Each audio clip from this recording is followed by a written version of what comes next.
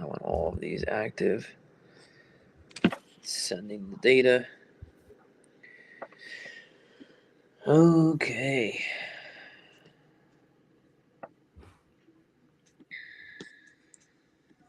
All right. Well, Alex, we are live for the first time. A lot of fun and interesting storylines going around right now. Aaron Judge may or may not be a Giant eventually, but we are here because there's a lot of rumors going around. Um, I think me and you kind of feel very similar about this particular subject. I'm okay either way. Enrique will join us in a couple minutes, but I wanted to hop in now while we still can. Um, it's gonna be a very fun and interesting night. It's day two of the winter meetings. Aaron Judge seems to be leaning, from all the rumors out there, that he could be leaning towards San Francisco. Um, there's a lot of reports out there, fake reporters, but some legitimate ones too that have said that he's a Giant, but then pulled back on it. But there's also other reporters saying that it's just not 100% yet. Alex, what do you? First off, how are you? And what do you think of the news so far? I mean, like I said, man, I'm not nervous. I'm antsy, curious.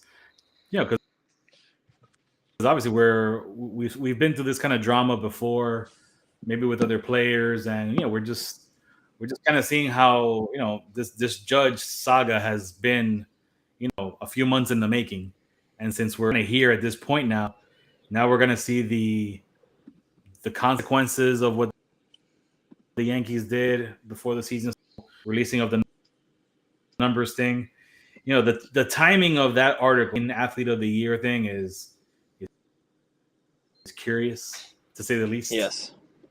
So the timing of this article, being released this morning, and this conversation he had with whatever journalist that was, it's very curious.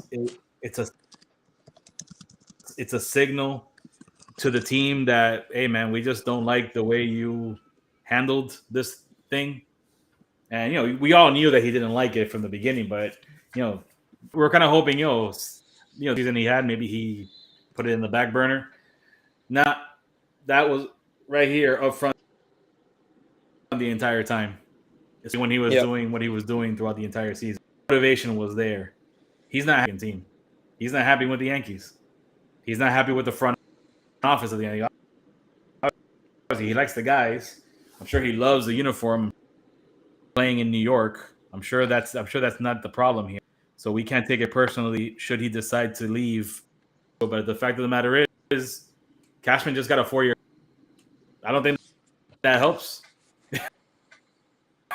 No, I don't. I don't think I that. don't think so either. And piggybacking to that contract announcement of Cashman. Can we curse? Yeah, go ahead. What the fuck are you doing announcing a contract extension with your general manager on day one of the winter meetings? Who gives a shit? Who cares? Exactly. Nobody cares. Why are we doing this stuff? It's stupid. It's nuts. Did he sign already? No, not yet. It's there's a lot going on, but yeah. Yeah, with all these teams announcing that deal yesterday, with Justin Verlander getting that deal yesterday, organization announcing that your GM got a contract extension. Who cares, dude? Do you really think we want to hear that? It's so tone deaf. Yep. It's so just tone deaf's the only word that I have. It's so tone deaf. Why are you announcing this? Just nobody cares. Let it be in silence. Let it be just something that happened in the back office transactions. We don't need to hear about this stuff. We don't need a post on Instagram or Twitter that Brian Cashman got a 4-year extension. We don't care. We know he's doing all the negotiating anyways, even if he's under contract. So fucking tone deaf. It really, really is. Like it's Yeah. nuts that was even a thing. So that's one thing. Okay, now that rant's over. This whole thing with Judge, like I said, we've talked about this. Yeah, we've talked about this already, and at length. And I'm gonna regurgitate this crap now. Like I tell you right now, the Trey Turner contract. Obviously, he was motivated to go back to the Coast. Wanted to have spring trainings in Florida, which I'm sure that's a bonus for a lot of people that live on the East Coast. And then we saw that San Diego offered him a bigger deal to be the high. Again, San Diego, I don't know what you're doing, bro. San Diego's just, I don't know what you're doing. Because that's not sustainable, dude. Like I really anticipate. Well, it's win now or nothing. But do you anticipate that Manny Machado is going to opt out after this season with his first opt-out clauses? Possibly. Yeah. It's possible that you're anticipating that, so you're willing to bite the bullet for a year, paying Machado and Tatis and Turner. Not to mention Soto's probably going to make another 20. Yep. Go crazy, bro. Go crazy. Because San Diego, that's not sustainable. No organization can sustain. Well, they could lose Soto as well. Not even. Well, the thing about Soto, it's all going to depend how your season's going. If your season's a freaking catastrophic, come trade deadline, you have to trade him. You have to trade him. How about this? If you're 500 at the deadline, you might have to trade him because you gave up the farm, and you're just going to lose him at the end of the season. That's not sustainable. That kind of stuff is not sustainable. So I don't know. A lot of these organizations function and work because I don't get it. I mean, you sign Bryce Harper if you're a Phillies to a third. Okay, you fine. Okay, you sign him to a 13-year contract. I know the average annual salary is not that bad, so it's sustainable. And he was young enough in the beginning. I actually don't have an issue with that contract, to be honest with you. I really, really don't. Because his skill set, his power, his swing, as chaotic as his swing is, as violent as it is, I think his back's going to give out at some point. Sure, we already see the injury this year was a freak accident. Got hit in the hand by Blake Snell. Whatever. I'm just, I don't know how long term that contract's going to look. But I don't have that big of an issue with it because of the average annual value is not. It's not crazy at the end of the day. It's just not. Now, the Turner one, that's different. That's 11 years, homie. For a speed guy, I know he has power. I know he can play good defense and drive in runs, but his main element is speed. That's speed and contact. What makes him a special player. How long the contract can last for 6 deal. The speed, what? 3 or 4 more speed? 3 or 4 more? Eventually the legs. So like we were talking about earlier, before we started, there is a certain dynamic, there's a certain business that is, and you have a window to win a World Series. The Phillies window is right now. The Phillies window is right now. They just went. Oh yeah. The window's right now. But how long does that window last? Like we talk about, how long is Turner going to be good for? What, 4 or 5 more years of maybe of this level? You're going to pay the rest of it later on, and just a shell of his former self is going to be out there. Then Harper is obviously he's in his prime right now. He'll continue 5 years. You have so many. That's the window. You have Harper. You have Schwarber, you have Castellanos, you have JT Realmuto, you have Wheeler, and now Turner, Wheeler's there, Aaron Nola, and then Rhys Hoskins, who they got to pay arbitration to. It has to be now. Like this is you got 8, 9 guys right there at very high in your payroll. It's like 75% of your payroll, or Yeah, for almost 200 million right there. So exactly. for them, yeah, their window is 100% now, and that kind of leads us back to why we were having this conversation to begin with, because of this Aaron Judge stuff. Yeah, I understand why everyone's yeah. so, oh my God, you have to get him. Like and I love him. I'm not saying anything bad. I love Aaron Judge. He's been the face of the Yankees since he came in, came in as a starter in 2017, and he's been the face of our team, almost the face of baseball. Right. Fantastic player. I love it. But he's turning 31. It's all amazing now, but in 3 years from now, when he's 34, and then he's not having the year that you thought he would, all we're going to keep saying to ourselves is, oh my God, we're stuck with him for 6 more years. Oh man. Oh, we That's have 5 more exactly. years of this. How We're is he paying any him different? How 38 is he any million a year different for from? 5 more years. How's he any different from the Stanton contract? Contract to be over. How's it any different? Exactly. There's no difference. Exactly. There's just no Yep. And, difference. and, and eventually, Judge's time in the outfield will come to an end in a couple of years. You're that big of Yeah, a body. You're not going to be for able to sure. play center field, right field all that time. Not You're going to get sustainable. hurt and injury. Yeah, exactly. You're going to have to, if you want the best out of him, hitting, you're going to have to put him in the DH role. And how many years now has it been that we always have someone set in stone in the DH position? It was A-Rod for like 5 years, and then Stanton's been for the last, what 2018, 19, 20, 21, 22, 5 years now. Where Stanton's Yep. basically the full-time DH.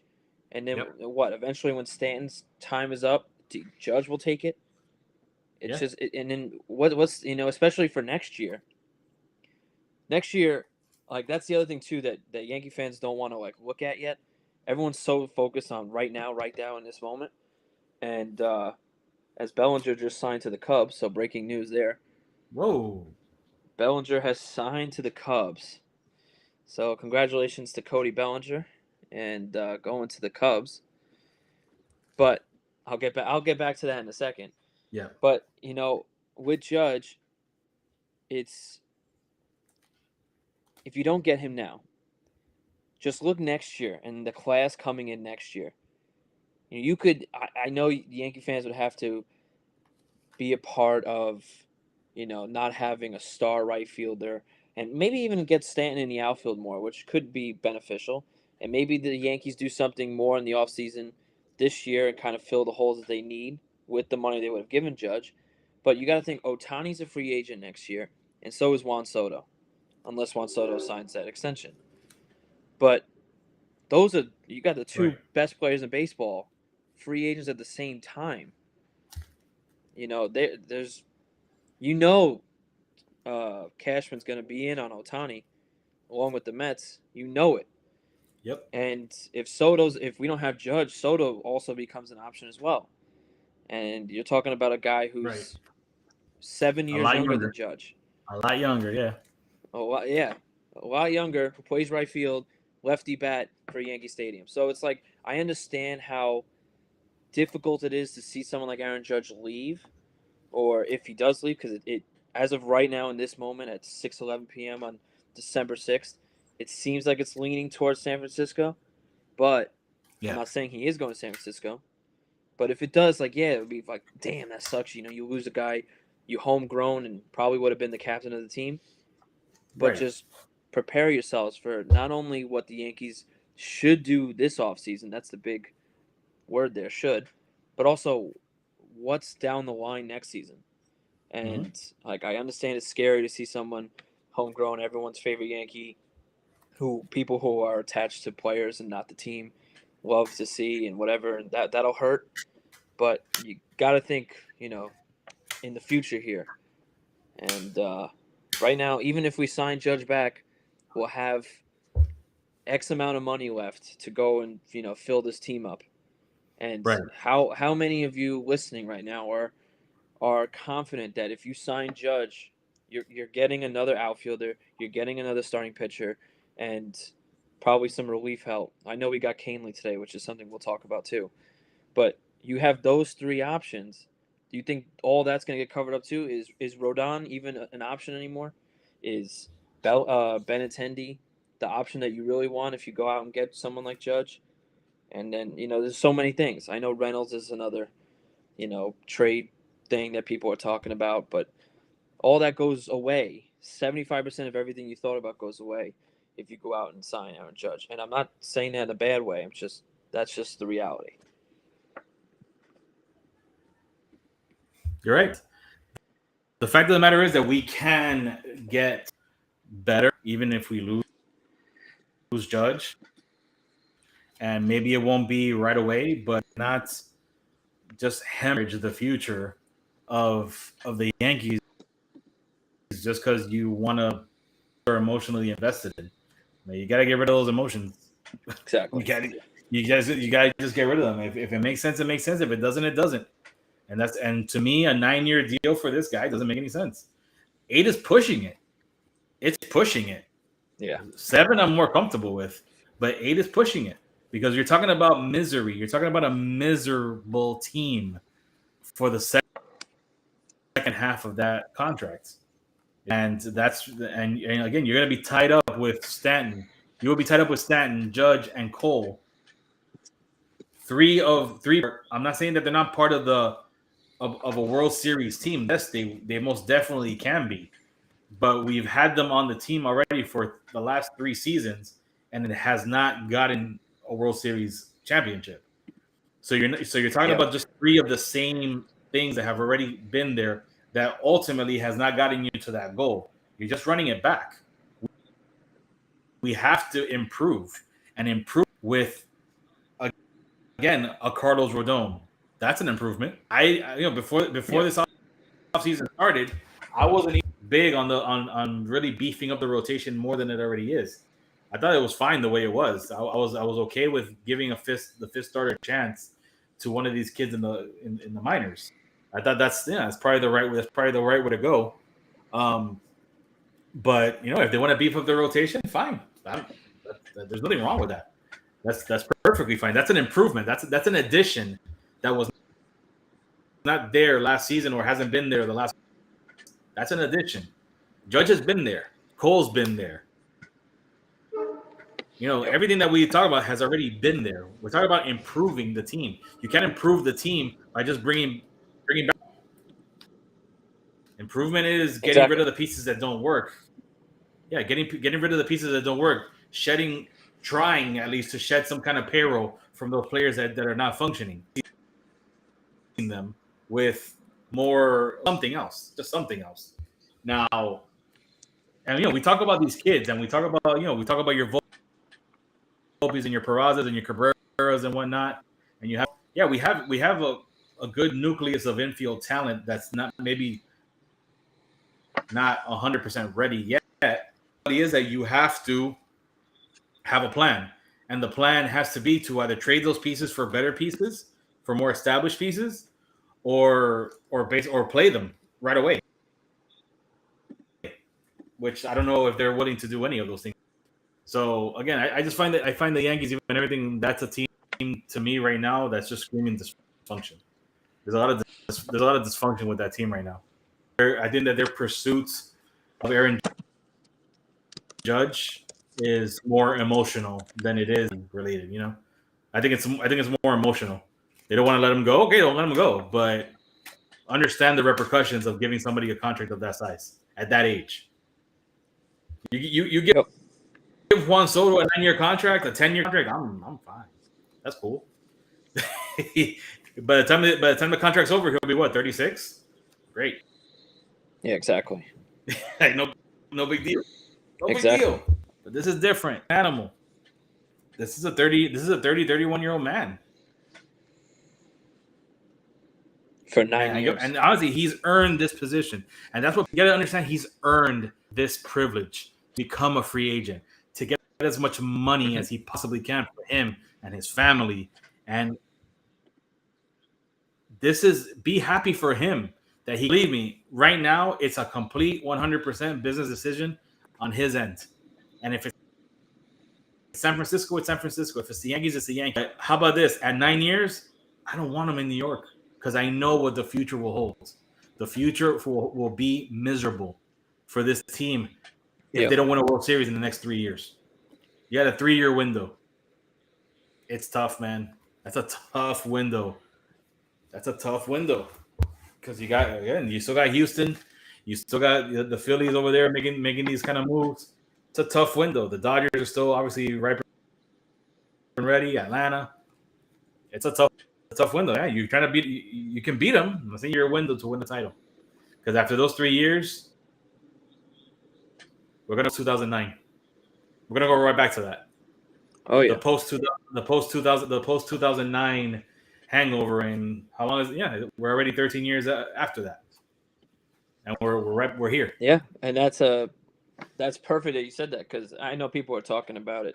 It's been 13 years, whatever, 2009, and all that jazz. But it's people are upset with the Cashman contract because he gets an extra 4 years, and it's come out that that Steinbrenner has spent over $3 billion on this analytics and trying to build this team to get back to being a world champion, and obviously that has not happened. And so the flip side of the coin is that if Judge does leave, how much confidence do we really have in this team to fill? You know, obviously you can't fill the shoes of Aaron Judge, but you know, do we have confidence that Cashman will use the money for having a competitive World Series caliber team? And that's the tough part for me to swallow Right. because as much as I would love to see Judge, I'm also not gonna be heartbroken because I don't cling on to players. Like players come and go all the time, especially nowadays. Mm-hmm. Everyone's gone. No one stays anymore. It's not what it used to be. So I don't cling on to players like that. And like, yes, Judge will be one of my favorite players, regardless if he's a Yankee or not. He's a great person and an excellent leader. I Yeah. just with him gone, it just opens so many more doors of opportunities. Like now, with him gone, you can possibly go out and get either another superstar, which will cost a little less, or you wait till next year, like I was saying, or you can go out and move some chips around to go out and trade for someone else, like the Brian Reynolds of the world. I'm not That's saying the that's move. possible. I don't. That's the move. You lose Judge. I That's the wish move. it. That's the move. That's see. That's the I move. agree with you on that one, That's but that's the you move. If know, you lose Aaron Judge, that's the move. There's yeah. no other move out there that can at least soften the blow as much as a Brian Reynolds can do. Because Yeah. again, he plays in Pittsburgh. You don't know. You don't. A lot of people don't know who he is or what he's about. That kid can play. Oh That yeah, kid, and you have him locked up till yeah, he's 2025. he's locked up to 2025. 20, I think it's 2025. And again, another thing that again we're talking about the emotions of Yankee fans. As much as we are Yankee Yes. fans, I'm not emotionally connected to a lot of these players. I'm a fan of the team. I'm not a fan of the players for the most part. Yes, yes, of course I enjoy Aaron Judge and DJ LeMahieu and Garrett Cole. I love all these people as individuals. I respect them as players. But the reality is that right now Harrison Bader just had a badass. We all saw it. Oh, great, fantastic. Yeah. He's a free agent after this season. So, so what does that mean? Doesn't assign him either. Just don't get too Exactly. invested with these guys. And if you say, "Oh, Yeah. why are we gonna trade for Brian Reynolds if we already have Harrison Bader?" For one more season. Then he's a free agent. Then what? Exactly. And then you can put Reynolds in center, and then like Center. we just mentioned before, you have Soto as a free agent. You have someone like Otani also free agent. I know he You doesn't can't play be too outfield, but short-sighted with these you things. know You can't it, be short-sighted. that's the entire conversation here. You can't be looking at it as if Judge leaves, season's over. That's not how baseball works. Baseball lasts forever. So yes, you could potentially lose Judge. Heartbreaking for the next week, two, whatever. Look at the Right. Mets. The Mets just lost to Grom. But Right. what do the Mets do? Pivot. I'm actually happy for the Mets because the Mets giving to Grom 185 would have They killed them. knew they knew that was a mistake. He's been in the organization yeah. since they drafted him. They knew that contract was a mistake. He's injury Yep. prone. Yes. He's injury prone. He's injury prone. That is everything. A 5-year deal is a mistake. That contract will be an albatross for the Rangers, and the Mets know that. So there you go. A 2-year, 80, 86, 83, $86 million deal to Verlander. Perfect. You know he'll be solid, rock solid at the top of that rotation for 2 years. Perfect. Giving Yep. DeGrom. I think they offered DeGrom a similar contract from the rumors. They offered him like a 3-year deal at an average annual salary of about $40 some odd million. So yes, But that's fine. 3 years is okay. yeah, but You could he would have eat left that. $60 million on the table by Yeah, exactly. actually more because he went to Texas. They don't have a state tax, so he would have left more on the. But the reality is left money on the table. So again, he has the privilege, the right to go get as much money as he wants, and he did that. Exactly. Obviously, he does not care about a World Series ring at this point.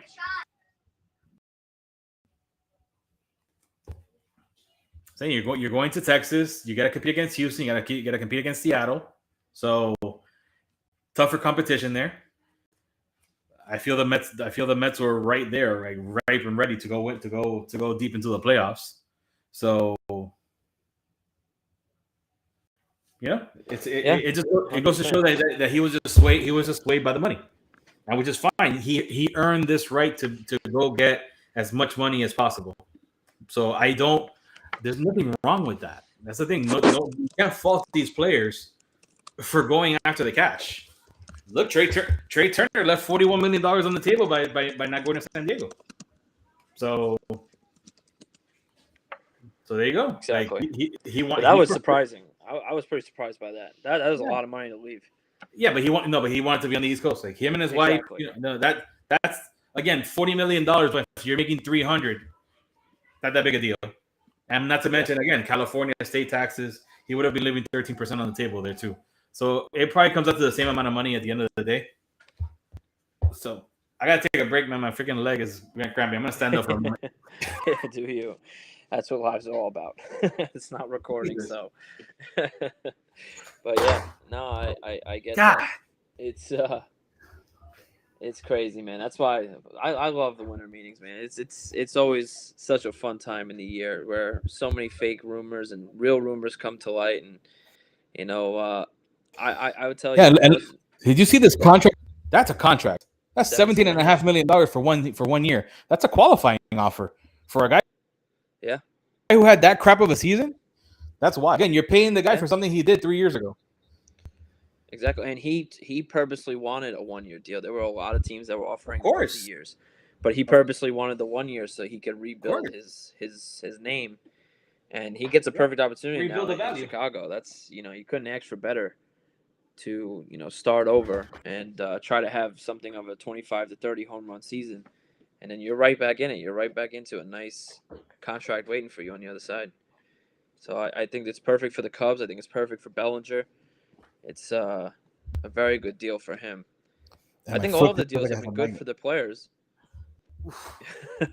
Yikes, but you know what though, and this is exactly what Michael Kay was talking about on the radio yesterday, where the play when we go back to the CBA in 4 years from now, we're going to be even in a worse situation than we were last year, because the owners are their own worst enemy. Look at these contracts. How are the small market teams gonna even attempt? We're paying 40-year-olds $43 million a year. Right. That's crazy. That's wild. We're throwing out 11-year contracts, 12-year contracts, 5/185 for a 36-year-old. It's right. It's just when Judge is about to get 9. What I didn't even think he was gonna get more than 8. It's how are the Rays, the Pirates, the Guardians, and any of those small market teams even gonna attempt to make it? It doesn't make any sense. Going back oh my god, the CBA in 4 years from now is gonna be brutal. Yeah. Going back to the to Seattle, gave Julio Rodriguez and Wander Franco these long-term contracts, they have to do that kind of stuff because they need these players, these star players. Because Julio Rodriguez is already a star, you expect Wander Franco to take another step at some point too. That's why whatever Atlanta has done is the way to go. You need to go with the Atlanta model. You need to sign these players. You need to give them reasonable, good deals early before arbitration. You need to go there. Give them these deals before they get to arbitration, and like that, it's a risk for you, but it's also but you have to know what you got locked up. Young core locked up for the next 6-7 years. And that's not much of a drop off, and you sign them to a very, very reasonable contract extension. Yeah. I'm sorry, I'm very envious. No. Very envious. Yeah, well, Atlanta's doing it all right, especially the steals that they have in contracts over there. They're set for the next 5-6 years of no. And again, if one of those contracts doesn't work out, it does not cripple you.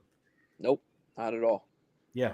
And it gives you opportunities to go out and get big free agents that are out there. Sure. Because you already have so many guys locked up, you could fill holes with superstars if you need to. For sure. No, and definitely. Atlanta was just in this situation just last year what we're in with Judge. Freddie Freeman's a free agent. Yeah. But they said, you know what? We're not going to do that contract. It's just not going to happen. Yeah. And immediately, instead of waiting for Freeman's decision, they went out and got Matt Olson. And in a deal that right now looks like they should win because, I'm not saying that obviously the prospects still have to grow, but it would, regardless, it would still be a win for Atlanta along with potentially Oakland. But, it was... And the contract extension with him too. Yep, exactly. And you have Olsen locked up throughout his entire prime. Right. And, that another great decision. And that's what Yankee fans need to, I think, focus on. That you could potentially lose your superstar, your favorite player on your team, whatever. But you have to have trust in Cashman, Steinbrenner, whoever you want to think it is, and the Yankees, that they will replace him. They will fix that. They'll fix that huge hole. Do you think the Yankees want to lose Judge? Of course not. They have Judge's corner. They never did that with Jeter. They never. Do you know how much money Judge alone makes for the Yankees? They don't want to lose him, but they're not going to go over and beyond to 9 years, 360 that probably the Giants are offering. Yeah, you're just crippling yourselves in 3 years from now. And I know it's hard for Yankee fans to understand this, but is that something you're going to be happy about in 3 years? Do you really think Judge is hitting 62 home runs again? Because it's not happening. Nope. He potentially he could hit 45. I'm not saying he can't. No. I can see somebody of his. Of course, he could probably be a consistent 45 plus home run hitter.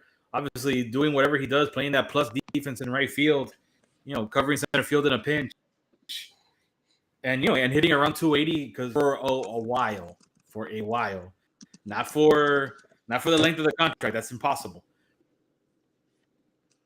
For a while, being a 270, 280 hitter, that's perfectly defensive shifts. Who knows? Maybe even better. But the reality, the fact of the matter is that you're going to cripple your team long term. You just are. And I'll give you a perfect. And this is where, even though we talk about the Atlanta model and how great it is and how beneficial it is for the long term prospects of the team. Let's say they bring up Anthony Volpe after a month. Yeah. Let's say they bring him up, and let's say the kid's a stud. Let's say that kid is a stud from day one. Okay, that's what happens. Let's say you end up trading Gleyber Torres, and you stick Peraza in second base. I'm giving you hypotheticals here. Let's say you stick Peraza in second base. Whatever the case may be. If those kids end up being not stud, like Volpe, let's say he's a stud, and Peraza is a solid player. why not lock them up through their arbitration years immediately? Immediately. Lock them up before the Yep. season's over. Just lock them up. Call their agent and be like, hey, we want to get these guys under contract for the next 6-7 years. Let's just do it. Why not? Yeah. Why the hell not? Like, just why not? Like, why? The Yankees have only done that once. Sorry, twice in the last 20 years. 20 years, twice. Severino and Cano. Only two guys that they ever did that with. To actually try to buy out their arbitration years and not have any issues with them. They actually bought And out. unfortunately, Hicks. You're right, but I try to forget about that. But you're right. Yeah.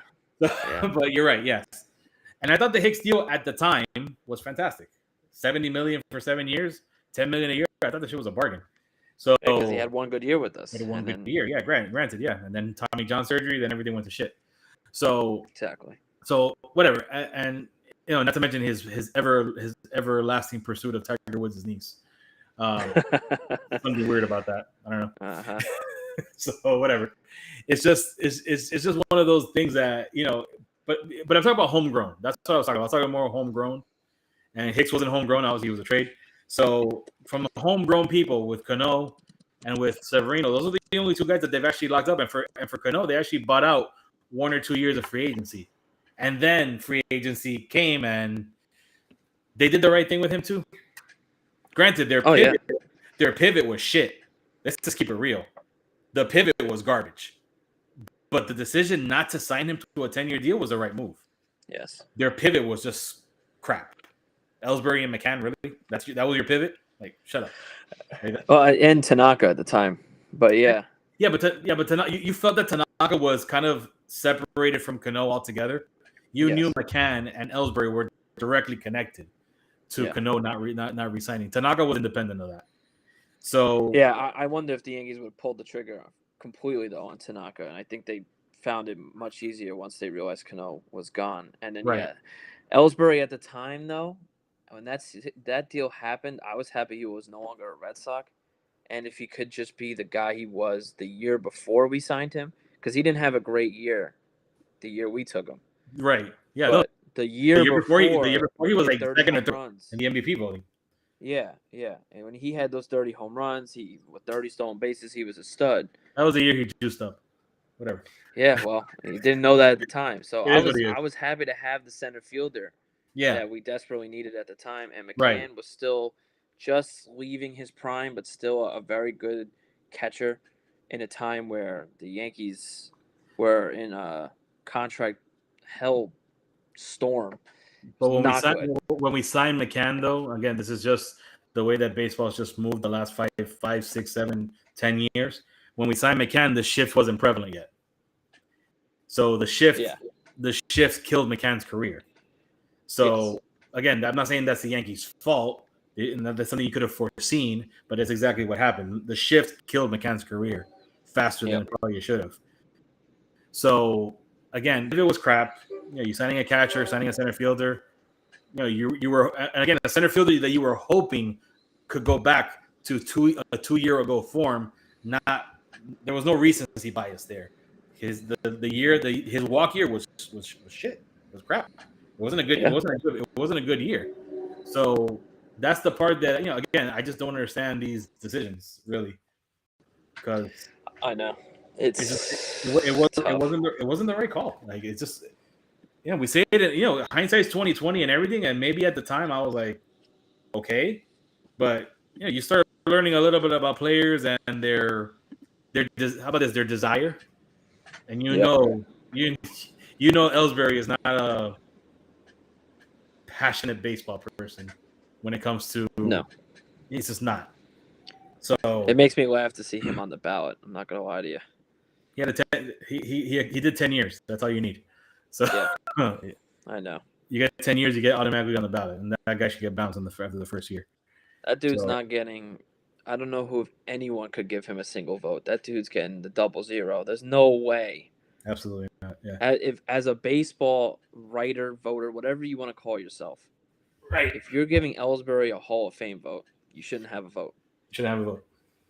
And I know there's a lot of people who shouldn't have votes, but Yeah. unfortunately, this is the. And somebody please vote for Jeff Kent. God damn it.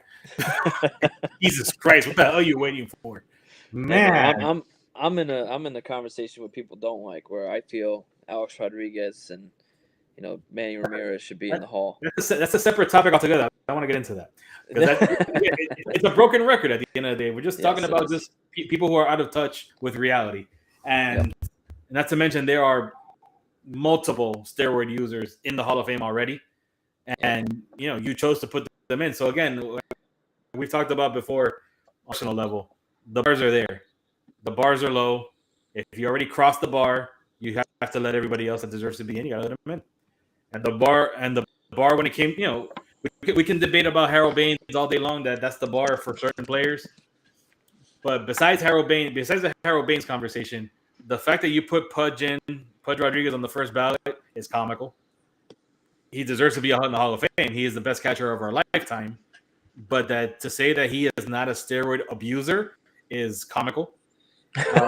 Yes. Jeff Bagwell, Chipper Jones.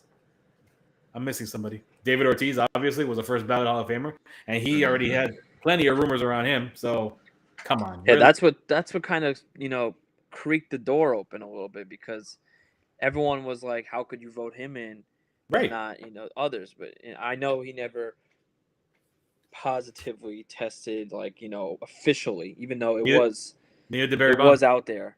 Yeah, exactly. Needed DeBerry Bonds. Needed DeBerry Bonds. Doesn't matter if we know that head grew. Yes. We know. Oh yeah. We know. It doesn't matter. He never actually tested positive. So whatever. But we know. Of course we know. But I know about Chipper Jones.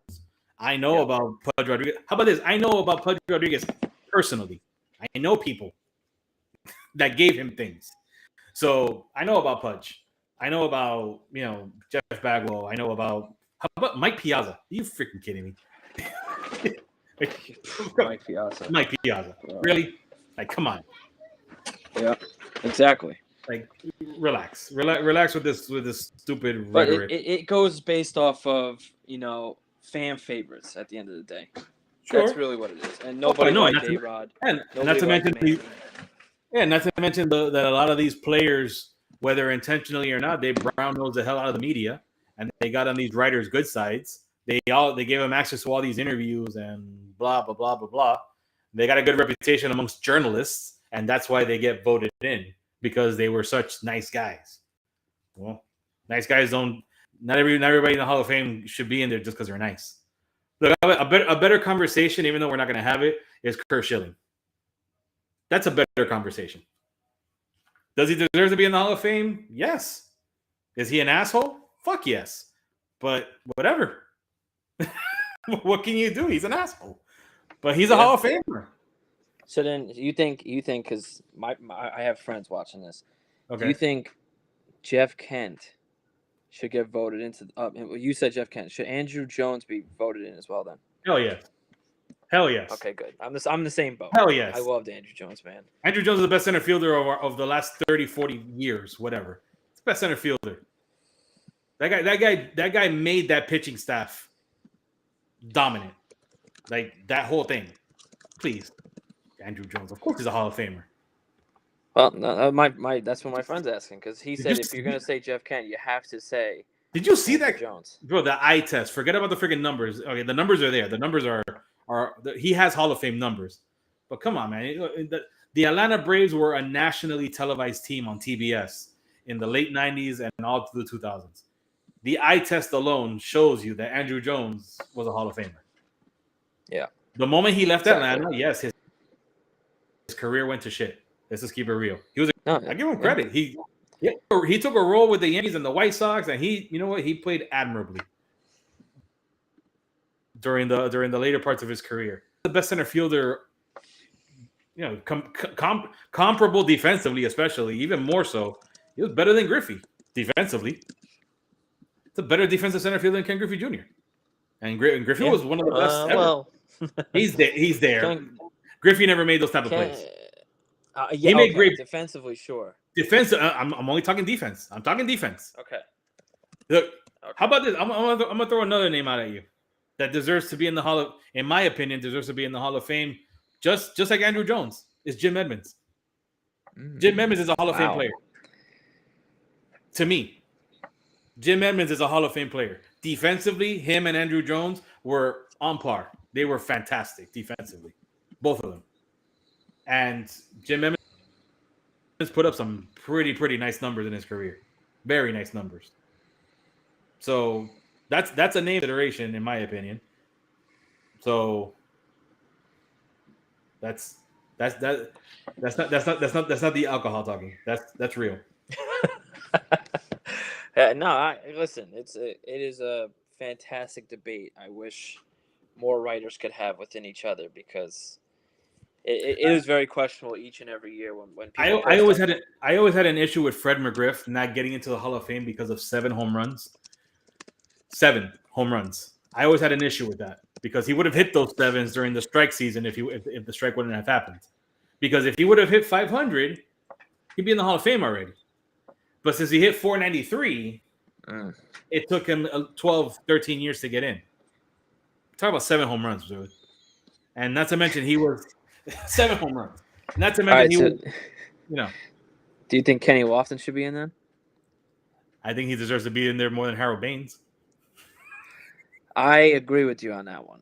See, we were talking about that off here before. Like, Yeah. oh man, that's oh god. Every time I think of that, I just think like it's like the thing is I think most writers know that maybe that one shouldn't have happened, but you can't let that slide again. I understand now you set the bar lower for Hall of Fame, but you can't let that happen again.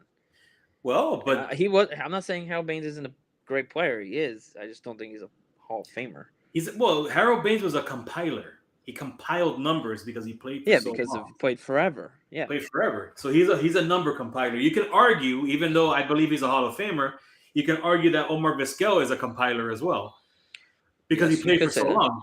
But again, you have to see him play. And what we saw, as Omar Vizquel showed, as shortstop, is the best defensive shortstop of our time, of my time at least, not your time, my time. So, Not my Vizquel, time. yeah, not your time. Vizquel was the best defensive shortstop of my time. So, hence, he deserves to be a Hall of Famer. Plus, he compiled numbers because he played for so long. So again, it's just a matter of opinion and where your heart and head is at when it comes to the Hall of Fame. But yeah, for me, there's just certain players that just don't belong, and certain players that got discounted too easily or got disregarded too easily, like a Carlos Delgado that didn't even get past the first ballot. He was probably the best first baseman of the 2000s, and he just got disregarded so fast. So Yeah. you don't want to give me a vote, man, because I'll make a case for everybody. Or make a case for pretty much no. Like, for example, this coming ballot right now with these new players, there's nobody first ballot worthy from this new crop of players that are in the ballot this year. Carlos Beltran deserves a lot of consideration. He's just not a first ballot Hall of Famer, but he deserves a lot of consideration, more consideration than a lot of other players have gotten. So I think Carlos Beltran should be on the ballot for a while, and maybe eventually one day get in, because I think he deserves that much. But people will argue that he's not a Hall of Famer for some reason, and I don't understand that either. Yeah. Well, like I said, man, it's the debate will go on forever. Yeah. I do want to shift though back to today's news, not Aaron Judge. In related. There's the word. Thank you. We brought back a former Yankee, Tommy Kahnle, that I think is a very much a fan favorite. And I think it was a great deal, to be honest. $5.5 million for 2 years, or 5.5 a year for 2 years. I like that deal. I think that's a good deal for a reliever, a guy who the Yankees had a lot of trust in before he left, and pitched pretty well with the Dodgers. I know he had the Tommy John in 2021, but I think he can still be a great relief help the Yankees desperately need. relief help, and I think that's a great way to get started. I'm glad to see the Yankees did something during the winter meeting so far. I know there's still, we still have tomorrow, but I like the move. What do you think of it? It's another piece. Again, I had a high, super high leverage piece here. He was high leverage when he was with us. I actually thought his fastball changeup combination is one of the best in the league when he was with us. I'll be honest with you, I kind of lost track of him when he went to the Dodgers last year and beyond. So I didn't really follow him over there. But in the high 90s and can mix up that changeup, he was devastating with us. And if we bring that back, I have no issues with it. And I guess You just they saw his I medicals. don't mean to I don't mean to stop you, Yeah, but you just brought up a perfect thing by accident. okay, When they go like because he went to the Dodgers, he pitched yeah, 13 games with a 2.84. Yeah, he only had I think almost like 13 something innings, like 12.2. okay, So he was hurt for all of 2021, barely came back for 2022. It's a we know who he was. He barely pitched in 2020. He's basically hasn't pitched since 2019 in a full year. That was the last time we got anything of a full year out of him in right. any organization. So I think he could still be a great. Um, but you brought up a great point by saying once he went to LA, I kind of lost track of him. And it's and that's because he went to the West Coast and not to bring this all the way full circle back to Judge, but it's You know that's how I feel about that. You yeah, know how you know how I exactly. feel about West Coast players. Once you go to the West Coast, so much changes for you, and You're dead. yeah, To the public eye, you are a corpse. You just don't yeah, get the cover. You don't get the coverage. You don't get the views. You don't get the eyes. You just don't. And the reality is that the East Coast is where the money is. You know, exactly. people talk about Silicon Valley and the West Coast all you want, and for a 162 game season, you just get lost in the sauce basically. Now, with the more balanced schedule, maybe it's a little different because you're going to be playing a lot more teams, obviously, and you're going to be traveling all over the country a little bit more often and playing in different regions and whatnot. But my opinion there is that once you go to the West Coast, you lose a lot of you yeah you lose a lot of opportunity when it comes to like endorsement deals and being able to make other types of money. Like Yep. Look if at Mike Trout. Trout, Yep. I always look at Trout. If Mike Trout was in the East Coast, his shoe would sell a lot better. It does now. Mm. His shoe Yep. doesn't sell. You go to Dick's Sporting Goods here in Miami, where I'm at. His shoe is just you have it. You can get any size you want. It doesn't matter. It doesn't sell at all. If he was an East Coast player showing that kind of skill and with those kind of that he has, his shoe would sell like this. His shoe would just be would be one of the bigger sellers out there. And but again, since the East Coast is mostly asleep when the fifth inning comes around in the West Coast, people are just not paying attention to what's going on out there. You have to see the headlines the next day if there are any. Exactly.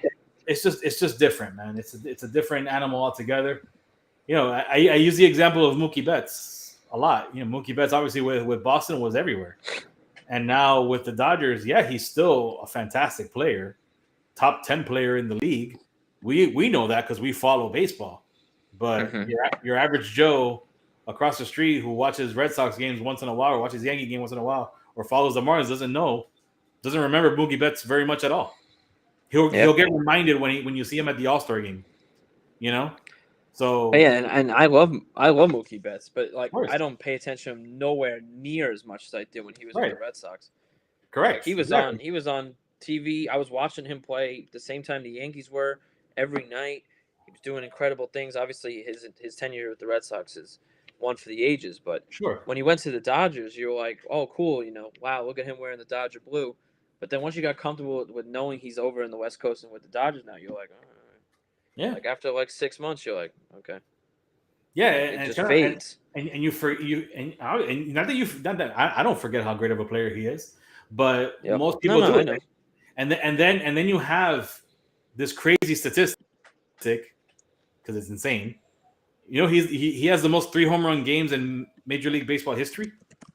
Like Oh, I didn't know that. that's yeah, he has the most. Okay, how young he is. He has the most 3 home run games in Major League Baseball history, and look how young he is.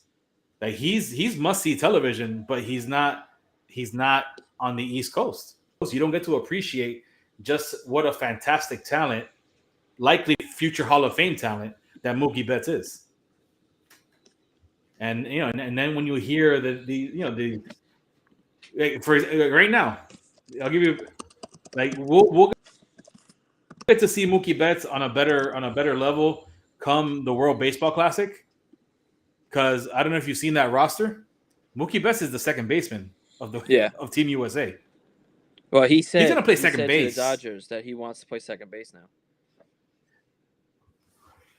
Well, yeah. Well, I thought that was only contingent if they got Aaron Judge Well, he was or something saying along no. those He was lines. just But saying it in general that he wants to start preparing to shift over to the infield, which I do okay, understand. funny enough, that's his natural position. That's it in college. He plays second base. Yeah, So and the Red Sox put him at second base in the World Series, so like he's comfortable. true, right? Just to get JD Yeah. his So at bats. right. Yeah. Well, again, I'm just he's there, and I think he's a great person. I don't know him personally, obviously, but he just seems like a really just don't get to appreciate those kind of players when they're on the West Coast. The majority of the country, at least. So Yeah. unless San Francisco is planning on getting, how about this? We about a week ago we saw somebody put out there what the lineup, the Giants lineup would be with Aaron Judge in it. Mm-hmm. It's all right. No, It's all right. no, It's not a contender. but that's something that Judge has to take into effect too. Like, 100%. the West Coast thing. Once you go to the West Coast, in after like a first season with the Giants, so many opportunities, and people watching you will fade, and I'm not to be like like a big Yankee boy sort of thing, but that's just how it is. And If you're in that division, you're always competing against the Dodgers. You know how the they do Padres business. now, And the Padres. You know how those two who teams are do so business. win now, it's ridiculous. Yeah, so you know how those two teams do business. You know that already. Exactly. You know that the Diamondbacks are pesky, but they're not there, and you know the Rockies are just a freaking mess. So okay, Yep. so you got 3 out of 5 teams in your division that are formidable, Mm-hmm. but especially those top two. Those top two are monsters. They're just monster organizations that just spend, and they're in win now mode, obviously, and they're gonna keep for the foreseeable future. They're gonna be very, very good. So again, it doesn't matter if it's with the Yankees or if it's with the Giants. The window for Aaron Judge to be a dominant force in this league is not very long. It's a small window. It's a very small window, like we talked about. And can he win it during that window? Again, and again, let's just talk about the other elephant in the room because it's there. That stadium is freaking huge. Yeah. There's no cheap home runs there. Whether No. you pull it, whether you send it to right field, I can even predict that he'll hit one good enough that he'll be probably one of the first right-handed hitters to ever hit one in McCovey Cove. Sure. Yeah. Sure. Mm-hmm. Fine. But there's no 60 home runs there. You're not Barry Bonds. He's not. I don't think there's You're just 50 not. either. Very, very, very, very not likely either, for sure. The fact of the matter is that it's a great park for average. Yes. Again, I always talk about this as well. It's I'm sorry. It's you have to build your team to your park. See your park. Say hi. Hi. You have to you have to build the team to your park because that's where you're going to play half the games. So if you're going to build the team to your park, is Aaron Judge really the best fit for your park? He's a good fit in any park. Mm-hmm. But are you gonna hit 40 jacks, 50 jacks by playing in San Francisco? No. Guess what? I think you'll hit 300. I think you'll hit 300 because Yeah. the gaps are just so big. The Lily, we're not at Target. She likes to self checkout because but she can see herself. Um, so the gaps are so big. You'll probably hit some more doubles and triples and whatnot. You'll probably even hit 300 because again the outfielders have to play so back that if you actually hit a ball decently, it'll probably fall in the front. But you don't have 315 down the line. You just don't have Yep. it. So it's very difficult, and not to mention the Bay Area wind is a completely different animal altogether, especially for a right-handed hitter because that's wide open. That's wide open on left field is wide open. You get the Bay Area wind all day long. It's not the same. It's just really, really not the same. So I didn't get that. So you have to think about that too if you're him. But again, I just think right now there's just the feeling in the room, even in the East Coast like where we are, is that he's not happy with the Yankees. The way that they conduct business. You can just tell that there's something off about the whole relationship right now. And again, you gotta also whether that's the case or not. Sorry, whether that's the case or not, you and me are on the same boat. We don't care. We just don't care. You sign, great. Great-ish. Again, it depends on what the contract is to really depending what the contract is, right? But what we've talked about it. If he is a one-player deal, if that's the whole offseason, this is a failure. It's a failure. Yep. It's a failure. If that's the offseason, it's a failure. If it's him, if it's Rodon, supposedly they met with Brandon Nimmo yesterday. You give me those three players, okay, that's better. Yeah. Let's keep it real. That's better. That's a lot better. Heck yeah. But nah, that it needs to be more than that. Well, and that's the thing too. And what's up, Enrique? What's up, guys? I was thinking this before, and let's just imagine Judge is in San Francisco. Let's just imagine it. You have to assume that the Giants aren't playoff contention this year. Nope. And even if they go out and get someone like Carlos Correa along with Judge, which is definitely possible. I don't know if they would do it, but I know they're definitely going to look into getting a shortstop, and probably Dansby Swanson or Xander Bogaerts is more of their financial option if they get someone like Judge. But even so, they're still going to have to compete with one of the two because they're not winning the division. They're going to have to compete with the Padres or the Dodgers, which means probably the Padres. And then if you just go over one division to the NL East, you're going to have to compete with two out of those three of either the Mets, the Braves, and the Phillies. And Marlins are on their way. So, you have, let's just say those three for right now. You have to compete with those three of those teams, just for a wild card spot. Well, in the Central, too, you still got St. Louis and you got Milwaukee in the Central. Exactly. So I know Milwaukee's more on the downhill, but sort of. Even I look at the Central as kind of being pretty easy because there's a lot of teams still in the rebuild. But even so, I don't see the Giants being better than either three of those five teams. I don't see them being better than any of those five teams. But three of those teams are going to be competing for a wild card spot, and I don't see them being better than any of them. So if you're Aaron Judge, you get to play at home, and that's great. But how many years are you expecting not to make the playoffs? How many years are you expecting to just be great, statistically for yourself, but watching the team be a 500 team or maybe barely above average 500 team? And traditionally speaking, with the Giants, they tend not to even keep their own loss. Even though Bumgarner was already a little bit washed, sure, they still let him go, and he's a hero in San Francisco. You still let him walk. You didn't keep Gausman. You couldn't keep Gausman. Sandoval. And Sandoval, whatever. He was a hero there, but you couldn't keep him either. You're about to lose Rodon. Yeah. What does that say about your team, about your organization too? Exactly. There's just not a lot going on there. Enrique, So I'll let you again, go in. it's just yeah, jump in. Appreciate it. How you guys doing? Could be better. I'm not How you gonna lie. doing? There's a lot of fake rumors out there. 1 second he's a Yeah. Giant. The second he's not a Giant. Oh, he could be a Yankee. Now there's an arson judge out there. So it's been a crazy hour. Yeah, man. Yeah, I've been keeping up with the rumors and everything on Twitter. Heyman almost gave me a heart attack when he saw when he tweeted out that it looks like he's gonna be a Giant. Um, I'm just gonna start out by We were happy, bro. what's up? We were happy. See, I know y'all were, and that's why I'm glad I'm jumping on We this were because happy. I was Exactly. watching That's the me live too. as Yeah. I was trying to join you guys for this, and I was hearing you guys Yeah. talk yourselves into Judge not being a Yankee because I know were you happy. both don't want to go that ninth year.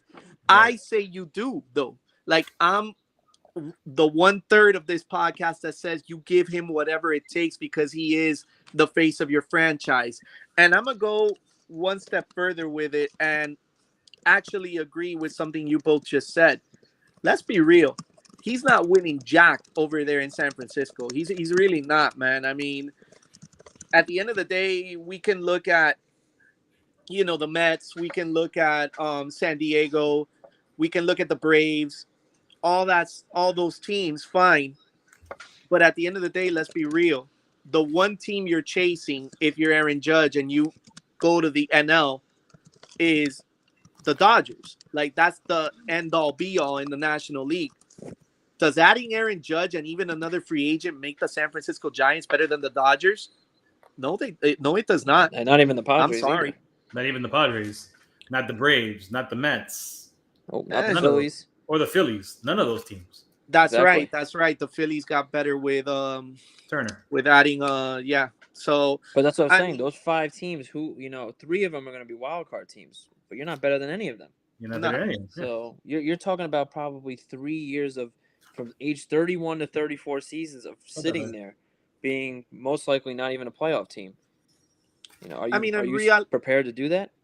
and realistically, I mean, yeah, he'll get the hometown welcome and be a hometown hero and be accepted, by his hometown fans there at first. But do you really think, him coming there as a hired gun and not winning anything, you think they'll still love him after a few years of not winning jack with him? They'll be hating the contract more than you two will do. You know what I'm saying? Like they'll be on him worse than like you two and like guys and ladies that think like you two, where they're thinking, oh no, now we're stuck with this guy.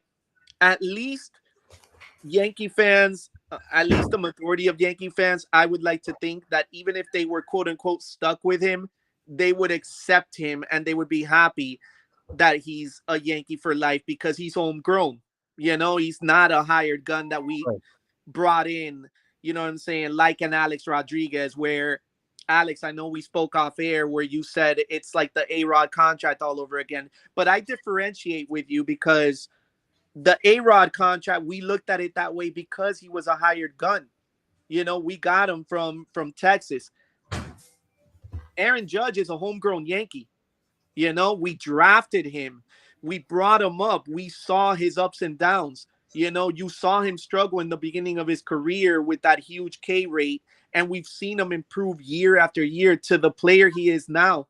It would only be a storybook ending for him to finish his career in pinstripes, brother. But what's it matter that he was brought up by us? So it doesn't really matter. You want to keep your homegrown guys. That's why.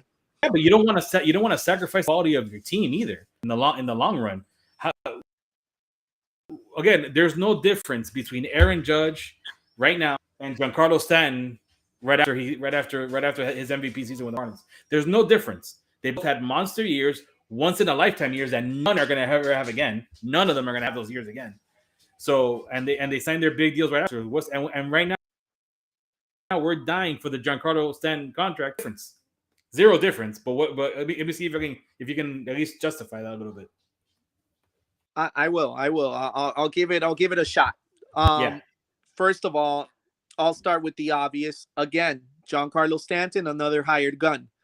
Okay. the guy we brought in from Miami because we struck out on Otani. You know what I'm saying? Mhm. The backup plan, just like Jacoby Ellsbury, which who I heard you guys talking about earlier was the backup plan for losing Cano. You know, both Alex and Giancarlo were not homegrown Yankees. That's the obvious. The second thing, I tend to think that Aaron Judge's game will age better than Giancarlo's simply because he showed you this year, after making some adjustments to his swing and his mechanics, that he's not just a home run or nothing player like Giancarlo is, like Alex was, although, Alex was at one point of his career a triple crown candidate, so he knew how to hit for average also. Giancarlo, though, is not. Like, let's be real, he's home run or bust. Judge showed you he's not that type of player. And not only that, he's a 10 times better defensive player than Giancarlo is. So I think his game will mature as he gets older a lot better than Giancarlo's did and better than Alex's did. But again, we're talking about the overall game. When Giancarlo with the Marlins, he hit 281. He's never. I mean, he's had years that he's batted less than, but we know that he's played hurt before. But all throughout his career, especially with the Marlins, again projection with the Marlins, he hit 290, 288, 281. His second year with the Yankees, he hit 288. I know that was his second year. I know he was hurt for a lot of that year. And last year, and in 2021, he hit 273. Very similar averages to what Aaron Judge is overall. Not to mention his exit velocity is a lot more, or right on par with Aaron Judge. It's not a little bit higher. Same, for me, same player. Same type of player, same physique, same body that we know is going to break down. We know it's going to break down. It is not even up for debate. That body will break down. He's not going to play a high level right field for another 5, 6, 7 years. It's not going to happen. He will be a DH in the second half of that contract, just like A-Rod was, just like Giancarlo is. He will, again, we talked about, if you were hearing us earlier, it is a privilege to become a free agent. It's a privilege. And that guy has every right in the world to get as much money as possible. And I will not fault him for doing so. The fact of the matter is, I don't want that on me. I'm a fan of the team. I'm not a fan of the player. I want the team to be flexible. I want the team to be talented. And I want the team to have long-term sustainable success. Because if the Yankees sign Judge to a 9-year deal, they have a 3-year window. 3-year window to win the World Series. That's the window. The window is 3 years. Beyond that is a crapshoot. You don't know what you're gonna get. You don't know anything. It's gonna be a surprise. Unless the only way you escape that, and again, you can't put your chips in that basket, is if Jason Dominguez becomes a monster player. That's the only way you escape that kind of thing. Are you really gonna rest your And laurels Volpe. and put your future in the hands of a kid who's 19, 20 years old? That's the only way that you can overcome this, is if Jason Dominguez becomes the next Juan Soto. That's the only way you overcome this, is you replace the dying star, because Aaron Judge will become a dying star, with a young, cheap star that can carry your team for whatever he's leaving behind, because his body will break down, his swing will go away, the power will be there, but the average will be gone, the arm will be gone. It's just not going to happen for him. See, this is where I disagree with you a little bit, though, man. I like I said, I get what you're saying, and in a way, you're right. But I feel, again, body wise, yes, I could see where you're coming from, where a huge Adonis like body like that, especially being almost 7 feet tall, which is unheard of for a baseball player. Yeah, I could see how anybody would think that type of body would break down after a while, Because it in has his already. later years. No, It that's has what I'm already. saying. I get that. Yeah. I get that. But again, I feel like his game is so much more advanced than like a Giancarlo Stanton or like anybody else. He's a generational talent. Like, he's improved to a level that he's a generational talent. And I'm not looking at this. Maybe Yankee fans that are watching this live might think that I'm just being a homer. and maybe to a degree I am. But at the end of the day, this isn't about being a fan of the player, because ultimately I am a fan of the team first and foremost, just like you gentlemen are. I wouldn't be going all out like this for, let's just say, I don't know. For example, perfect example, the comparison we've been hearing a lot today, Robbie Cano, right? When we lost him, I was hurt. Yeah, I was pissed, but it wasn't like how I would feel if I lost Judge, because I didn't see Robbie Cano like a guy that was the best in the game, where I see Aaron Judge as the best in the game right now. Like he He's the is, best second baseman in the game, dude. but not the best overall player in the game at He that was, point. You know what I'm saying? He he wasn't, was where a you top could make five the player. argument that Judge is the best player in the game right now. He was a You could top make five that player, argument. dude. Robinson Cano was a top 5 player when we lost him. That's why he got $250 million for 10 years. No, I That get was you, pain. but could you make the argument that he was the best player in the game? You I can can make the argument that Aaron Judge Judge is not is the best player in the game right now. Shohei Ohtani is. Ohtani's the best player in the game right now. Like, just because he can pitch and hit, bro. and Okay, very, fine, very well. fine. Yes, no, I'm Okay, if sorry. you want to jump on that That's not even an bandwagon, argument. fine. That's not even All an right, argument. all right. The most talented player in the game is Shohei Ohtani. Okay, That's it. all right. Yeah.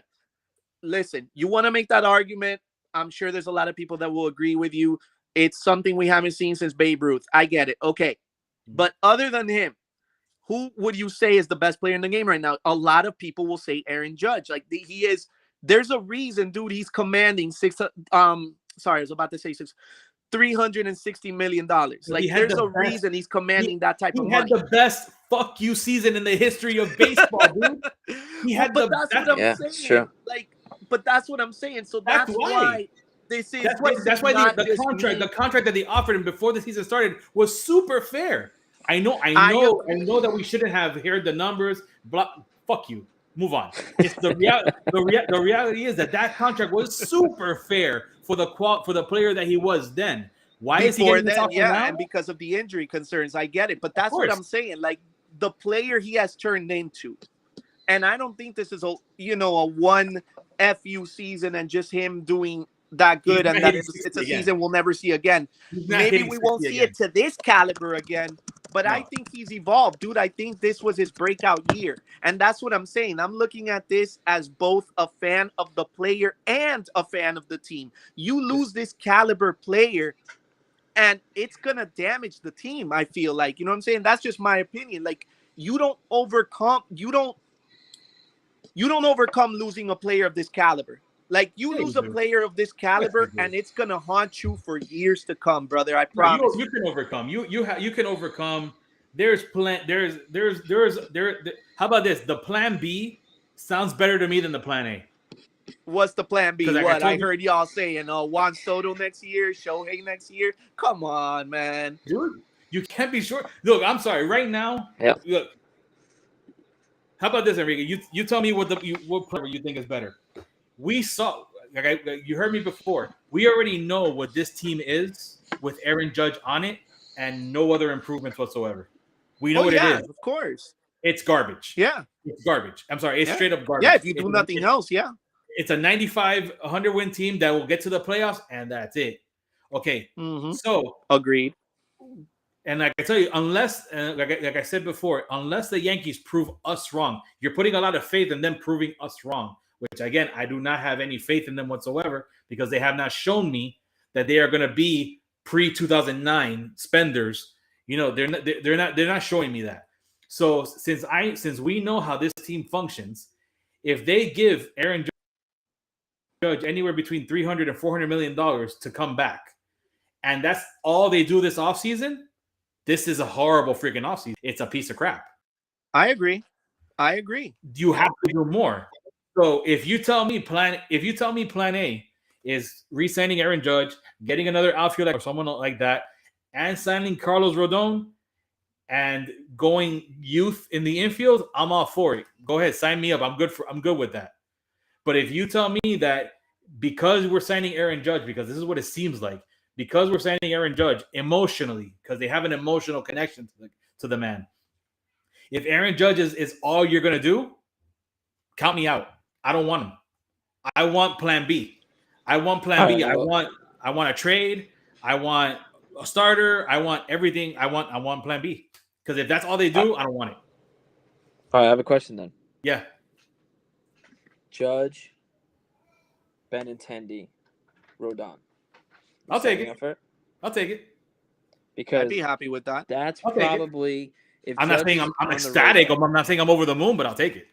Because if Judge is gonna come back to New York, which at this moment seems very 50-50 at this current moment by 7:18 p.m. Yeah, at best is right. Benintendi's probably the second option because he seems like that he could be in the Yankees rate, ballpark and money wise. And I Yeah, but think he's the in Yankees demand. are. He's also in demand.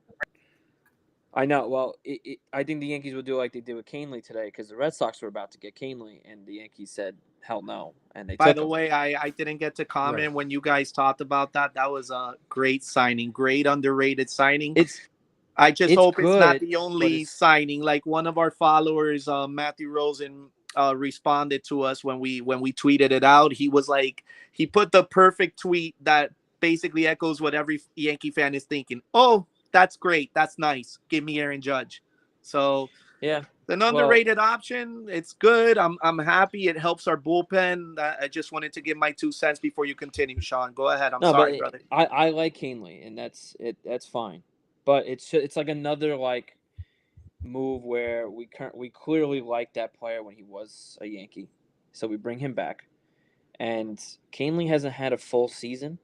Well, he hasn't played in 2 seasons. Then he pitched 12 innings this year, so he hasn't had a full season since 2019.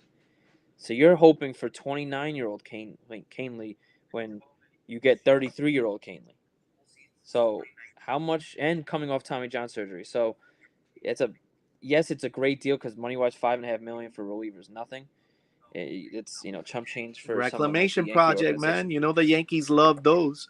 Well, yeah, especially if you were a fan favorite when you were once here, and he's got a great fastball with a nasty changeup. So Bro, the I'll best give him that. changeup in the game, dog. I Yeah. love his changeup. Well, maybe not now, but yeah, back in Yeah, but if 2019. he's Oh, still throwing 97, 98, then it's the best changeup in the game. If he's Exactly. throwing So 93 now, it's just, yeah. that's what you we got don't to know. see in spring training. Listen, man, what have we always said, bro? Matt Blake he's got the hand of like God when it comes to working with pitchers, bro. If anybody could turn him around, it's Matt Blake, bro. Yeah, but you don't sign somebody for I $12 million to hope turn so. him around. He's your seven. He's basically your seven because you signed him to a $12 million deal. Like he's not there to. He's not a reclamation project. He's signed to be a high leverage reliever right now. If he's all the way back, like Sean said. So let's hope Well, he is. I, But I I know I figured you paid him interrupted you, that much. Sean. You had another point? No, I'm just thinking. I'm thinking about this deal. I'm thinking about both sides of what could potentially happen tonight or tomorrow night. It seems likely that in 24 hours from now, the judge sweepstakes will probably be toward the end. I'm not saying that he will. He could do whatever he wants, but it seems very likely with all the rumors going around and even uh, highly regarded writers and reporters that they're even in on it. That Judge seems to be close to signing somewhere. I think inevitably that even when Heyman said that he jumped the gun, I think he has an inkling or he's heard that Judge could be heading somewhere, and probably to the Giants, and maybe he wasn't supposed to say yet, or maybe he heard false more detail than he should have. But I'm going based off of uh, I'm going based off of that he's gonna probably be a Giant, and so hopefully the Yankees can pivot because that's the biggest question here is if Judge leaves, will the Yankees be smart enough to pivot towards building a World Series team without him? And it's hard because you're going to lose someone that incredible. I get it. But the Yankees have done it before. Every team has to do it. Atlanta did it last year with losing Freddie Freeman. They pivoted immediately to Matt Olson just before Right. losing Freeman. So Same caliber player, man. Let's just keep it real. Freddie Freeman and Aaron Judge are on the same. That was right everyone's there. favorite player on the Braves. Yeah, that they're the same type That's of their player. hero. They're homegrown, whatever, yada yada yada. But at the end of the day, if you're a good organization like the Braves are, you pivot right away, immediately. Like before Freeman signed on the dotted line with Los Angeles, that trade was over. That's what you do. That's how you treat players. They're commodities, dude. They're not. There's no emotion here, dude. You have to move on right away. Yankees, my opinion, get word from the Judge camp that hey, we're getting a deal with San Francisco. We're not going to get. We're going to go to San Francisco. I'm going to announce the deal probably until tomorrow morning. Tonight, I have his replacement, my roster. Tonight, because that's what good organizations do. You get you replace them immediately, and the fact of the matter is, the team as it is right now, with Aaron Judge on it is not a World Series team. So that's my worry. It's still this will be the only big thing that they do this offseason. That's gonna be my worry until opening day. Because if this is the only thing that they do, this offseason is a fucking failure. There's no way to slice it here. If this is all they do, it's a failure. We're not going to do shit next year. Again, we know this team is not a World Series team with Aaron Judge on it. How about this? I have more faith that it'll be a World Series team with him not on it. Because I know they'll do more. They'll pivot and they'll get more players in with him not on it. See, that's the thing, though. I don't know. We saw it. How can you feel differently? We already saw what this team can do in the postseason with him. Imagine what they could potentially do without him. They could probably put a better team on the field. No, you won't have a player of his caliber, not this year, but you can potentially improve your team to the point that they can, I don't know, surpass somebody. Yeah, that's my biggest thing is, will they pivot? That's what they'll that's pivot, the biggest man. fear. No, they'll pivot. No, they'll definitely pivot. But okay, obviously, yes, they will pivot, right? But will they pivot to making the right move? Will they pivot to doing the right thing, or is it going to be just a bunch of small little things like if you just look at last year, right? There was no pivoting, but clearly the Yankees needed something at shortstop. Right. One of the biggest shortstop classes you could have asked for. And we end up in this Twins trade. Okay. That was very questionable. Okay, let me ask you. Let me go this route because I saw this graphic somewhere on Twitter and there. If the pivot, let's say the pivot involves, the guy that we like, Brian Reynolds. I found this on the web. Let's say the pivot also includes Rodon. Let's say the pivot includes Benintendi, and let's say the pivot includes Xander Bogaerts. Just as a name I'm throwing out there. I'll be so fucking happy with that pivot. Like I won't even. How can you? I'll be so happy with that pivot. I don't know. What do you think? If that's the pivot that happens. Are you talking to me? I'm talking to you, yeah, or Enrique, whoever. Oh, I don't know. I don't know because as much as I would love it. I'm asking hypothetically speaking. Oh yeah, then I would love it. Absolutely. If that's the pivot, yes. I'll be over the moon. I'll be so excited. Of course. Get me a Bogaerts jersey immediately. I'll be so excited for that. Seriously, I would, because that's a pivot, man. That's of course. That's something. That's a real something that you can look forward to. Yes, 100%. But the thing is, will they do that, or even be in the ballpark of what you're talking about? I don't know if I have that faith yet. No, until I see something like Rodon signed, right? I'll go, okay, all right. I get the lack of faith. I understand that they haven't done anything to really impress us over the last couple of years to really say that they deserve our faith.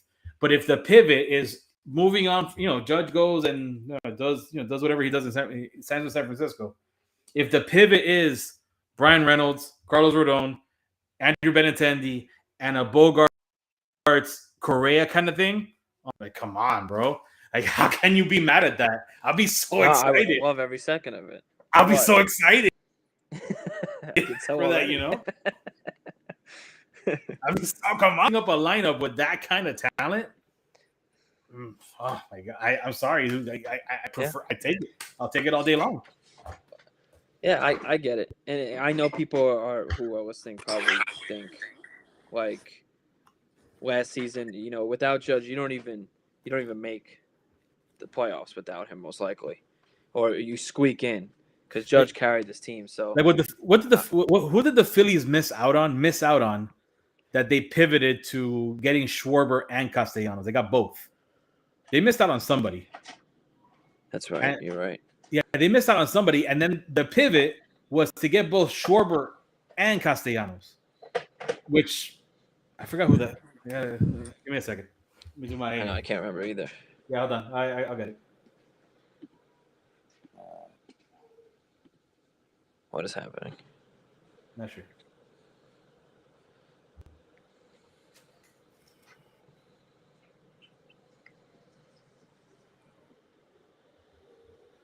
I love how people pretend to be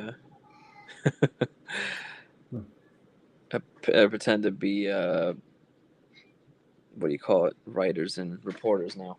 Everyone says now the Padres are the mystery team. No, I think that's bullshit.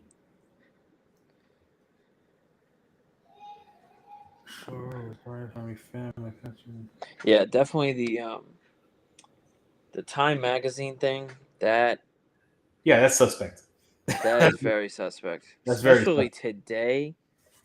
Like that, I don't know. When I saw that, I was like, "Oh, cool, good for him." Another little accolade, but then I started reading it, and I was like, "Oh." Right. Yeah, were the Phillies in on Freeman? I don't think by the end they were. I don't think they were in on Simeon or Corey Seager. Maybe Chris Bryant. It could have been Chris Bryant. Could have been Chris Bryant. It could have been. Or it could have been Correa or Trevor Story.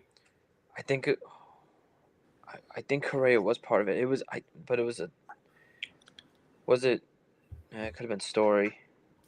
I don't remember. I just know But they I remember. Yeah, they pivoted to those. Yeah, and they guys pivoted at to the end. getting both Schwarber and Castellanos. At and the honestly, end too. How crazy! I'll come tell on, y'all some. Let me tell y'all boys some really quick because my camera was cutting out before I could respond last time, so I didn't get to say what I was gonna say. This is the thing, Alex, and this is where again I'm gonna disagree with you a little bit, but at the same time agree with you. First of all, I agree with you that yeah, if you re-sign Judge, you don't do anything else, then I agree with you. This team is crap. I agree. Also, by the way, bro, you look hilarious. I want you to that's say cool. a clown comment, bro. So I'm winning the nose on. Let's just go. That's awesome. Let's go. That's really cool. But I'll disagree with you on one thing though, man. You're putting a lot of faith into a team that they'll pivot the correct way. When the last time that they had a chance to do this, they freaking pivoted with Jacoby Ellsbury, bro. Let's not forget that. You know? And it was the same general manager, Brian Cashman, who they brought back. Different owner, you know what I'm saying? I get that. Or was it a different owner at that time? Was George alive or did he already pass at that time? He was dead. Okay, so same ownership, Hal and Cash. So you're literally asking the same ownership that I know you said I could curse, Sean, but I hate cursing, so I'll just bleep it. That bleeped up and freaking got Jacoby Ellsbury as their backup plan and as their pivot. You're putting faith that same ownership that made that blunder will do it the right way this time. But like Sean said, they were hoping to get the Ellsbury from 2013 that was an MVP candidate. You're hoping, again, I think that's a horrible strategy. You can never hope to get a certain player, but it was not a bad move ultimately. But that's what I'm saying. Yeah, we had a good Go center ahead. fielder like Johnny Damon at that point, and then this other and then you, but it wasn't just can too. So you got two players. You pivoted to two players instead of getting one. That's what I'm talking about here. About getting multiple players instead of getting one. But that's what I'm saying. But both players wound up being crap for us. Like McCann at No, least was McCann was fine, dude. serviceable. Like McCann was fine. he wasn't all Ellsbury bad was in always pinstripes. hurt. Like I actually Ellsbury was liked always him. hurt. But He was injured. He Ellsbury was was a hurt. waste. He was always hurt. Yeah, So we figure if Ellsbury would stay on the freaking field that he would be productive, but he was hurt. Okay, whatever. But that's what I'm saying. But okay, but that's what I'm saying. My question to you, and I want you to answer this honestly. What makes you think, and what gives you the hope and the faith, and what makes you so sure that that same ownership that messed up making those moves in a pivot will make the right moves this time when they're forced to pivot again, if and when Aaron Judge signs with San Francisco? What makes you think they'll get it right this time around? Well, because my feeling is that the names that we've heard so far, your Brian Reynolds of the world, your Brandon Nimmels of the world, those are quality players that to this point have not had any injury issues. So if they get injured after we trade for them, then what the hell? I don't know what to tell you. But so far, they've had no injury issues. They've been very productive players in Major League Baseball. So that's one pivot.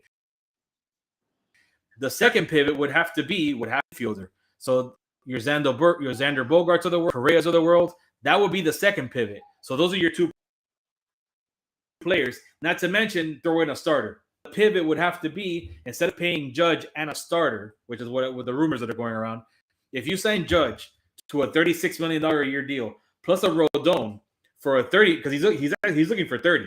So let's say those are the two guys. You're talking about $66 million for two guys, where you can actually pivot and get Reynolds on the cheap because you're trading for him. What am I talking? You're talking about Nimmo making about 20. Hold on, give me a second. Let me finish. You're good. My bad.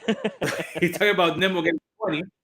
He's talking about a Correa getting about 30, because that's what he'll make. You'll make 30, and then you're talking about a Rodon getting another 30. So you'll be spending more to pivot for three positions, and not to mention another one because our 4-player swing. But you're talking about adding payroll. So my thing is like if we're talking about two people instead of, so if you're gonna go Judge and Rodon, fine. If you're gonna give me Nimmo, Reynolds, a Bogart or a Correa, I prefer that. I'm filling out my lineup. Well, dude. it would be let's if we're gonna be technical, it would be Judge, Rodon, and Canely, because we did sign Tommy Canely today to help that bullpen. Canely don't count. That's bullshit. Canely don't count. I gotta give my 2 cents on this situation. Yeah, but I mean, bro, you can never have enough bullpen pieces. We literally said that in a previous episode. You can never have enough, especially with how much these guys get hurt. You know, that doesn't count. But look, man, announcing Canely is the equivalent of announcing my 2 cents. The same shit. Let me give my 2 cents.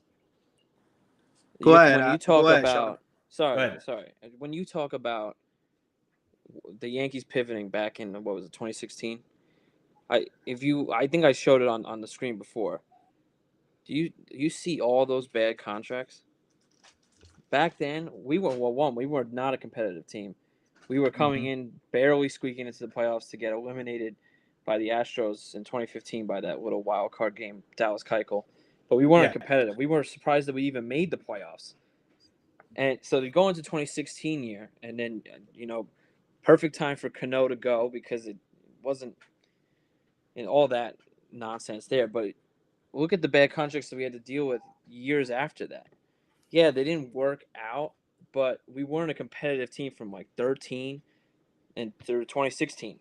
Yeah. It was all just bad news. So, I understand Cano leaving and whatever, but the Yankees, even without Judge, are still a World Series, big quotes here, caliber team. And so I still think that Cashman and Howe can pivot to building a team that potentially, that they think in their eyes, can beat Houston. Do I think that they can beat Houston? No. But I think that they can they think that they could beat Houston and that they're still a high caliber team. But back then, they didn't think that they were a high caliber team. They were just trying to get themselves closer to being ready for the baby bombers, which were supposed to be the next big thing in 2017. So that's what they were building up to. So I think it's completely different storyline than when it I can't even speak what it once was. So we'll see. I do think that they can Right. pivot, but I just like a lot of Yankee fans. I don't necessarily trust it until I see it, and I think what would start that conversation for me to believe is if Judge were to sign tonight with the Giants, let's say by tomorrow morning or even tonight, Rodon is signed. Plus, there's some speculation that already the Yankees are thinking about another A+ high leverage guy on the move, to the Bronx as well. That would convince me. Okay, they're still for real. They're actually pivoting for once. But until I see that, yeah, Judge is the more comfortable option, which is why a lot of Yankee fans don't want to see him go either, along with the fan favorite. But it's because we haven't seen anything in a decade that tells us, okay, we could lose our best guy, but we'll be fine. See, but that's the thing, man. I'm sorry. I don't agree. I don't think this team, and I know you used air quotes, Sean, and that's perfect that you did, because I don't agree, and I don't think this team is a World Series caliber team. Are they a good team without Judge? Yeah, they're still a good team, but are they World Series caliber without him? No, Are they a bro. The World Series drop caliber off team is now? huge. The drop Are they off a is World Series huge caliber team without him. now? Are they No, they're World not. Series But now? that's why I No, but was they gonna pretend say to that I be every agreed with year. you They earlier pretend. that They if you pretend to be add right. Judge and a Rodon and you That's not enough. solidify that rotation with That's not Cole, enough. with Rodon, Nestor, Not enough. you got a nice top three in your rotation there. Not enough. And if you know what I'm saying, if you add, let's just say, a Brandon Nimmo to the mix, which Not I get happening. it. Maybe If if you you get Judge, add it's not. Rodon It's and not happening. Judge, you're not going to afford a Brandon Nimmo. But let's just say Right. you do, and you add him to the top of the rotation, We or you add we can't Benintendi back, we can't have or you add hypotheticals. Benintendi back, like Sean Doesn't matter. said. I think they would be good enough. You know what I'm saying? I really do. I don't think so. Whereas if you lose Judge, it's going to be a massive drop off. It's not going to be the same, man. You're going to be worse, I don't see it. especially depending what you do in your pivot, like y'all said. And I'm sorry, I don't trust this front office to do the right pivot moves. I don't trust them. This was the Cano pivot. Yep. You see that nonsense? I can't see it because I'm on my phone, remember, boys, so I can't see. It's very small. Okay. Very small letters. This is our starting lineup. If y'all can hear me. Yeah, you can. Okay. The starting lineup is Brian McCann, Mark Teixeira, Brian Roberts, Derek Jeter at 40. So Yangervis Solarte, which was like Oh a my God. half-year wonder before we traded He was Chase awesome. I Headley. liked him for that. Yeah, well, half we a got year. Chase He was Headley, cool. which is another. He was great until he had the yips, and then Brett Gardner still at 30, Jacoby Ellsbury just signed, Ichiro at 40, Carlos Beltran at 37, Alfonso Soriano at 38. Steven Drew, Martin Prado. Steven Drew. It was just a bunch of super old names with a big contract. We still had the CC Sabathia contract, Hiroki Kuroda's contract, which wasn't that bad, but we just didn't have anything. No money to give for nothing. Our biggest trades was the Pineda trade. That was our big because we weren't competitive yet. We weren't anything. We weren't anything remotely close to being, World Series. And I'm not saying Yankees are World Series right now, but they pretend to be. They thought they were this year That's until the they thing. run They into Houston pretend. every time, and then they come up with we don't care what we do against Houston in the regular season. Well, you should, because they wiped your ass in the playoffs. So it's God. There's so much that needs to happen. That's why that's why I proposed to both of you before. Let's just say Judge, Benintendi, Rodon. To me, that's nowhere near enough Nope. because you're I just think it running the makes you same old better. team. I think it makes you better. It's the same But shit. how much better? It's the But same it's shit not from last better than season. beating Houston. It's the same thing. You Nah, put that bro. against Houston, you're not We beating had them. Benintendi and Judge last year. What happened? But Exactly. you add a Rodon and that fixes your But pitching rotation. wasn't the problem in the playoffs. No, yeah, exactly. Pitching wasn't our problem. We just had no pitching wasn't hitting, the problem. which is always our case in the playoffs. But see, this year you're banking on, and I know it's a big thing to bank on, but you're banking on getting your some added help in the hitting department from the youth. You're banking on a full year of Oswaldo Cabrera. You're banking on possibly Anthony Volpe coming in. You know, who knows? Who knows? You know what I'm saying? I know that's a big thing to bank on because you can't bank on youth all the time. You know, you can only get lucky like the Astros did and get a Pena who wound up being a freaking World Series MVP as a rookie. That doesn't always happen. I get it, but who knows if that helps? You know what I'm saying? The influx of youth. Yeah, I don't know how you can count on that. Like you Yeah, can't. I don't know. You can't count That's on the that. toughest part. That's the toughest part because you don't know what you're going to count get from there. Like you can only control what you can control, and what you can control right now is who you fill out your lineup with right now, like right at this very moment. And right at this very moment, you're running. We talked about with Keith a couple of weeks ago. You're running back. We'll be running it back again with the same shit. I don't want to run it back with the same thing because we know what's going to happen. And guess what? Houston got better with Abreu. Yeah. They got a lot better. And even though they lost Verlander, they still they lost Verlander. Starters. They still got 6 starters even without Verlander. So who cares? Houston's still the cream of the crop, and we're not even close to them. Not even close with arrows. No chance in hell. We're not even close to them. Yep. So that's why I feel the pivot is in the comfort. It's definitely up for debate because with Judge, obviously Judge is our best chance of beating Houston, but like I keep saying, I would love to have Judge, but I'm not devastated if we lose him because it depends what you do with the money that you were gonna give Judge. Right. And do you see what Michael K said? I see the comment that our follower Matthew Rosen put on the bottom. Even Michael K says that without Judge, they don't win the East or make the playoffs. That they need to sign him by any means necessary. Okay, that's from Michael K. My wife is okay, but Michael K. She's not happy with Judge. Doesn't know shit. She's not happy that I'm okay with Judge leaving.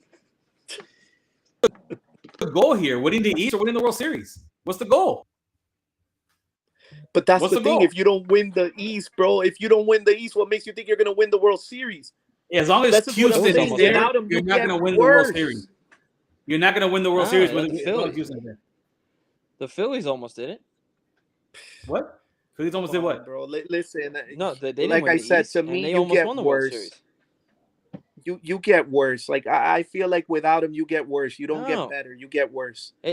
Dude, once you hit the playoffs, it's a crapshoot. Just like Steinbrenner says all the time. Crapshoot, yeah. That I'll give him that. Yeah. So that's why he settles on the team that he gets. Because in the playoffs is a crapshoot. Yeah. Who knows? I think it's a little easier to predict on our side because Houston's just such a juggernaut since 2015, or 2017, I should really say. But you know, and not to mention, everybody's gotten better around us. Seattle's better. Exactly. Texas is better. Like at least for the next 2 years, they're better. Like what's around us. I still don't think though. I still don't think Texas is even. Texas is so desperate. And speaking of Houston, sub 500. Nah. DeGrom isn't gonna make them any better. But speaking of Houston, look, they're even doing exactly what I mentioned to you guys. Like look at how they've gotten better even with their young players. Look at the impact that a Yordan Alvarez has had on them, bro. He was the freaking darling in the playoffs. You know, you got him. You got Jeremy Pena winning 3 MVP candidates. It wasn't even in the playoffs. Like I had a monster year. That's what I'm saying.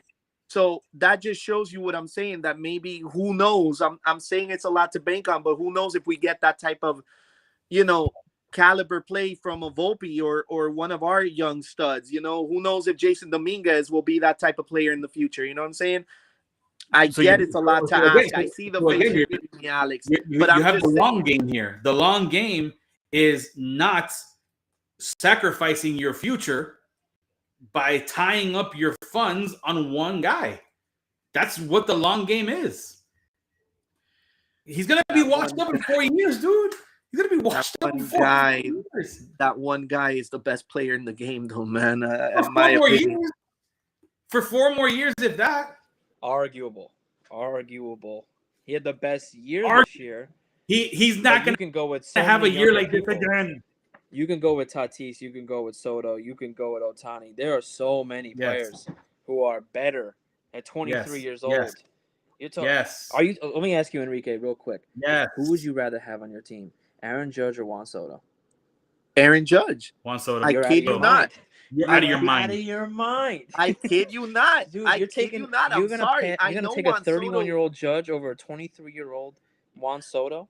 Age-wise, if we're talking about age and we're starting a franchise and you could pick one of the two, of course, you know, basic logic and basic, you know, common sense tells you to go with the younger player because you can have him for longer and he'll be better for longer. I get it. But right now, you're talking about right now, which one I would rather have. It's Judge. He's the better player. You're crazy. I will battle you till the day crazy. you die on this one. There's no way. Yeah. No way, dude. A 23-year-old Soto now, or I guess 24. Oh my! I would take him 1,000,000,000% over Bro, a 31-year-old. if we're gonna go that route, you might as well just say, "Oh yeah, bro, then let's go all youth." Then for all, if you're gonna go that route, let's get Julio Rodriguez too. Why not? Let's just go. Well, no, all you're youth, saying, you know what I'm saying? you said best player in the game. The best player in the game. Right. I would that's take what I'm Julio saying. Rodriguez over Judge right now too. Yeah. That kid's 21 years old. 21 years I'll sign old. him to a 10-year deal. Which they did already. They I'd already have him did that. till 31. They already did Exactly. that. They already did that. Done. You cannot say either of those guys are better than Aaron Judge, though. They're phenomenal players, but they're not better than Judge. Okay, maybe if they're not better than Judge, they're like Judge this will be far better away. than them. They're Exactly. this far Maybe away. Judge will be better in 2023. Sure. But in 2024, 2025, when they're in their primes, and they haven't even reached their prime. They're 4 years away from their prime and still superstars. We already saw Judge's prime. They made the majors 5 years before Judge even did. Judge didn't make the majors until he was 26 years old. Exactly. So you're talking about 5 extra years at their prime. They're going to become free agents at 26. Well, not Rodriguez now, but throw it out. Okay. But you're talking, and Soto's going to be free agent at 25. So let me ask you, if you have the opportunity at Judge at 31 now, sign him to a 9-year deal, or Soto at 25, 24 and a half next year, which one would you rather have on a 9-year deal? Soto. You see what we're saying? Soto. You're talking about. Look at the difference. Oof. And Ohtani too. Ohtani's what, 27 now? I mean, I again, next year free get agent. I get where y'all boys are coming from, and I know I'm alone in this, and I'm the lone soldier batting for Judge, and you know, on the hill battling for him. But we got the high ground, like Obi-Wan Kenobi says. That's right. But I don't care though. We got the high ground. He's not good, man. Listen, all right. Off your freaking limb. I mean, listen, bro, I get it. I'm not saying I don't disagree with y'all, and I don't see where y'all coming from. But again, you know, like you just said a little while ago, Alex, both of you are using this logic because you guys are playing the long game. I'm talking about now, and if this team, because we're not talking about starting a franchise and starting a young up-and-coming franchise that you're building for the future. We're talking about a franchise that supposedly, according to the both of you, likes to pretend that they're in win-now mode. Right. Or can you really win now with those two? Or do you win now with Judge? You win now with Aaron Judge. That's the guy you go after. Not to mention, like you said, he's homegrown. Not to mention, he's the guy that is your captain. If you resign him, he's the captain of your team. Everybody looks to him. Look what Matt just said. Yeah, that's right. Look what Matt just said. What's up, Matt? All right, well, bro. Hey, listen, I'll be the lone soldier on this. I don't care, man. Like when you lose Matthew Rosen, you lost this conversation. Yeah, it's true. And only I mean, because he didn't get to the majors until 26. And 26, that, right? you know, It's that's not his why. fault. Right. Yeah, no. And it's just that's how I 1000% would choose Soto, would choose Tatis, even though Tatis is his own head case. Right. The he's an Julio idiot. Rodriguez is all those guys. And you know Right. what? And to even bring this conversation full circle here, I think Tatis could potentially get traded this offseason Yeah. because of this is the best time to trade him while you still can. You know, you can get that contract off the books. I could see them pivoting to a shortstop like Xander or something like that. But if you can get him off the books, especially with him and being heck, everyone in baseball is going to want him. But it's and he's still a fantastic player. But you're not going to get him until middle of next year anyway.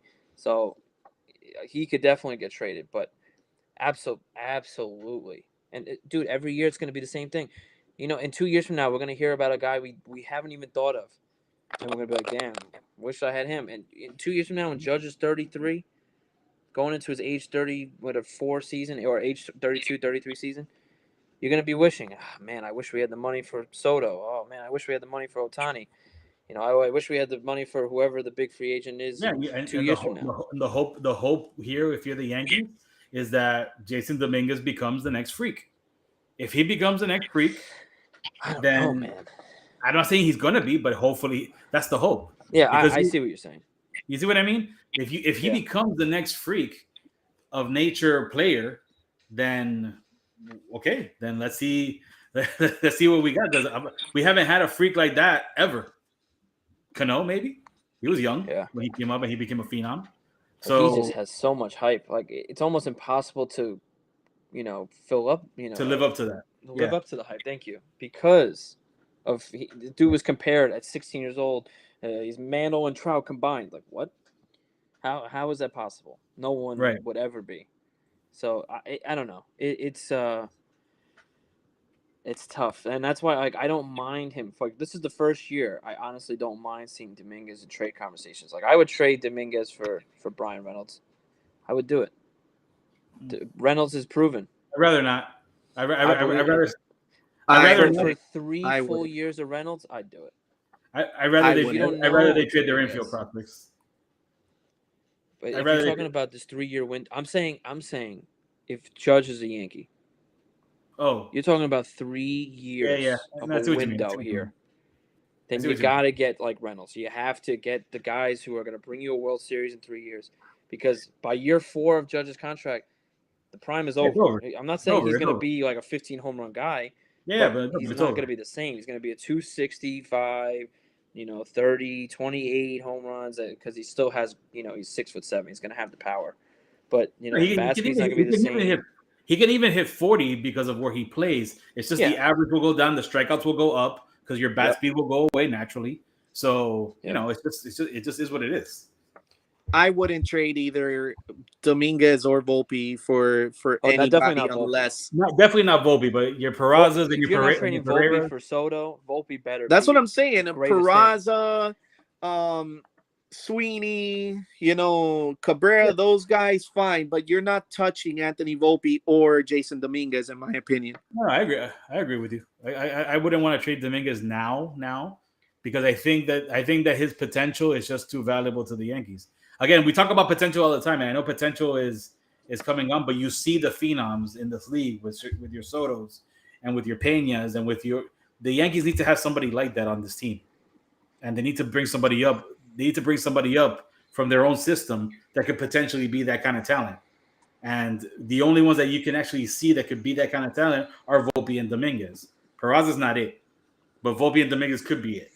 So that's why I say you want to kind of play it out with those guys and see if they could become these phenoms. Because again, that's if you sign Judge. Because if you sign Judge and you give him that long-term contract, you will desperately need those kids to become phenoms and to become otherworldly talents because they have to make up for what you will lose when Judge eventually deteriorates, which will be probably in the next 4 years. After Matt 4 years. just wrote us that holding on to all these kids is hurting the Yankees from getting good players. Agreed. I mean, No, I agree with him. I agree with him You to have an to pick at extent. least two. You No, have to that's what pick I'm at least saying. I agree two. with him to an extent. I don't think holding on to all of them is hurting us because there's some of them that you do have to hold on to, like Jason and like Anthony, but you can't hold on to everybody. I agree. Go ahead, Alex. I'm sorry. No, I interrupted you. Go ahead. No, you have to pick at least two players that you are gonna throw your future at and hope that they work out and they can take your team to a next level. But yeah, just two. The rest you can kind of fill out and see what's up. But that's why I think Volpe and Dominguez at this point in time are those two. You have to see what you have with those two hyped up prospects, and then everybody else you can just use it as trade bait and try to just get proven entities in your team. Peraza So too, don't you think? You were high on him. You were talking about that you like him better than Cabrera. So oh, of course, no, I mean that's a given. So I would rather keep Peraza than Cabrera, but Cabrera's the 13th spot. Nobody wants fucking Cabrera. All right, People want Peraza. Yeah. So if you want Peraza, if you can get a proven entity for Peraza, take it. Take them. And get a get if you can spin it for a Brian Reynolds or you can spin it for another starting pitcher or whatever, do it. Because I don't think because you got to pick one of them. And Volpe's the guy. You got to pick Volpe there, and you have to pick Dominguez and everybody else. For all I care, you can fucking trade them, and try to Yeah, and try to improve this team. it's tough. I, gosh, it's such a tough debate because let's just say like I know every Yankee fan wants to have the Aaron Judge and then the Brian Reynolds and obviously trade Hicks to the moon. It doesn't matter. Like, I don't care for a vending machine, whatever you need to do Yep, to and get him off the Donaldson, team. don't forget. But Donaldson's probably is very unlikely because the Yankees don't even have a third baseman ready to take over for him. I know you could say TJ and other stuff like that, but who's taking anything of Donaldson's contract? The Yankees would have to eat like 80% just to play against him. And he was a great third baseman for a year, but he was terrible. He couldn't hit. So you have that, and then you know, even if you like, I'm just thinking, Yankees. Let's say get Judge. Is Rodon still an option, or do you think the Yankees say, okay, can't do 30 million now on Rodon because we're paying probably almost close to 40 for Judge? right, And then maybe you can go get Pablo Lopez from Miami, but then that also leads the Gleyber Torres conversation, which a name we've avoided almost this whole time. Is Gleyber Torres? I still feel, regardless, has to go. We haven't forgot about that conversation like that. I think his right, time is up. I think either go with the kids or figure something out or trade the kids because you can't have the kids and Gleyber on the team. It doesn't work. And you could still get someone like Pablo Lopez for Gleyber Torres. You can make that trade happen, but and then skip out on Rodon because I think the Yankees are looking for another lefty because they let Montgomery go and Tyone situation is just way too much. I can't even believe he's getting that much, but it's just everything's so inflated now, so that makes sense. yeah, But I don't know. It's I am waiting to see what the Yankees do. Not only after Judge either signs or doesn't sign, but what they do 24 hours from then or even 48 hours from then because that's going to tell me okay, they're pivoting. They still believe they're going to build a better team cuz you have to think that they're in the war room going, okay, let's build a team without Judge. And is the team that they're putting on their whiteboard better than the team that they have with Judge on it? That's the big And question. That's what I that's said to you exactly. guys earlier. Yep. That's the big question. yeah. But I've Yes. I, I'd I I oh, how sorry. about this? Let's go. I would have more excitement if I could see that whiteboard and see what Plan B was, because Mm-hmm. again, Plan A is not a World Series team, so that's why I like to see Plan B. Because again, just if all you're doing is signing Judge, it's not a World Series team, and that's it.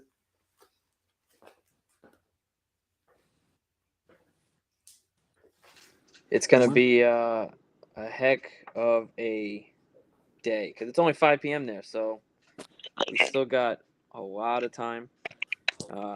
It was like 2 a.m. last night, or I guess this morning, when Correa met to meet with the Twins. So you never know. We might get some some midnight type deals. That's when Cole signed with the Yankees. It was like 11:35 at night, so our time. So Right. it's gonna be a long night. Tomorrow, if Judge hasn't picked a team, which everyone, even Passon said on the Michael K show a couple of days ago, that it seemed very likely that he would make his decision by Wednesday anyway.